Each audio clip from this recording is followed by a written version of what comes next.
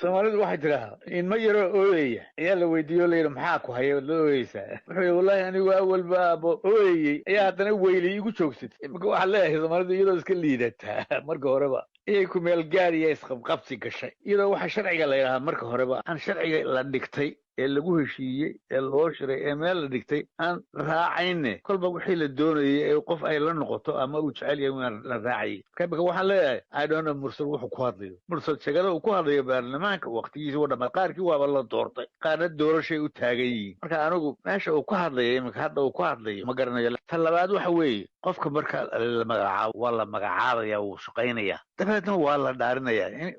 waqti loo helo waqti loo helo ama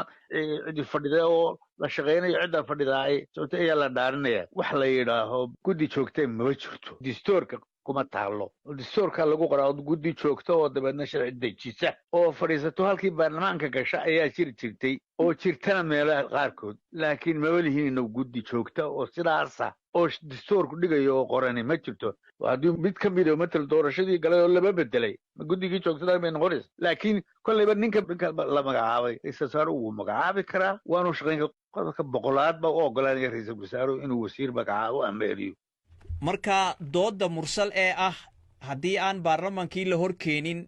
waddankiina aanu ka jirin firaaq baarlamaaniyihii oo baarlamaankii hore uu isagu guddoominayey uu sii shaqaynayo in isaga iyo baarlamaankiisii si uun loo hor keeno miyaanay ahayn oo aanu halkaa qodob haysanin mursal sidee loo horkeeya wuu shaqaynaya baan ku yidhi marka baarlamaan la helo kii cusub haddii hadda kii hore aanu daraynayn marka ka cusub yimaado wuu shaqaynayaa marka waqti loo helana waa la dhaarinaya mursal waxau warqaddiisa ugu soo jeediyey ra'iisul wasaaraha inuu ka fiirsado go'aankii uu qaaday maadaama oo siduu u yidhi dalku uu marxalad xasaasiya marayo ma waxaad leedahay xataa ma laha ugu yaraan tala soo jeedinta noocaasa inuu ra'iisul wasaaraha ku yidhaahdo tallaabooyinka qaar ka fiirso awood uu mursal ku yidhaaho ka noqo oo talo ku soo jeediyo waliba ka noqo ma jirto adeer sharcigu ma fasaximo meel awood caynkaas meel loo ku siinaya ma jirto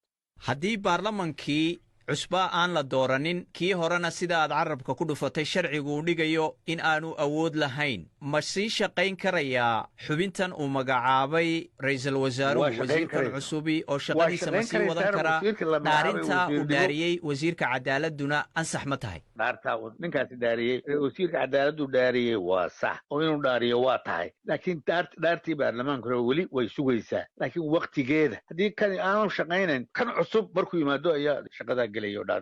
arrintan iminka khilaafku ka taagan yahay ee xafiiska ra'iisul wasaaraha iyo xafiiska madaxweynaha khilaafkan soo dhex galay ma la odhan karaa waa arrin ku salaysan dastuurka oo dastuurka soomaaliyana qabyo ka jirta ay saamaxayso inay khilaafyada noocaasi dhacaan anigu markan dastuurkaan ogaa ama dastuurka aan aqaano wax caynkaas oo dhibaato ah iyaga soomaaliya isqabqabsadka ayaa keenaya laakiin sharcigu waa sax مثلا waxay lagu odhanaya madaxweynuhu waa taliyaha guud ee ciidamada waa taliyaha guud ee ciidamada waa sharaf if the head of state waa taliyaha guud ee muxuu ciidamada waa sharaf ee shaqo maaha operational maaha waa ceremonial hadduu taliya guud yahay distoorka lagu qori lahaa shaqadiisu waxay tahay taa iyo taa iyo taa weeyaan